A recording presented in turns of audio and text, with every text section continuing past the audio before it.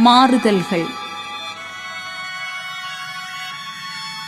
கடும் வறட்சிக்கு பின் பெய்த மழை போல உன் வரவு, அதனால் என்னவோ செழிப்படைந்தது உள்ளம்.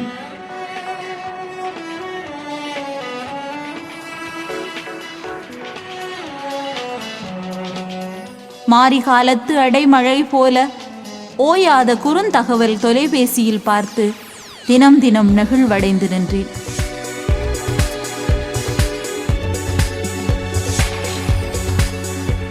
வசந்த காலங்களை மீட்டி பார்க்க வைத்தது உன் நட்பு. செய்தி கண்டு நீண்ட நாட்களுக்கு பின் என் கவிதை அலங்கரிக்கப்பட்டது.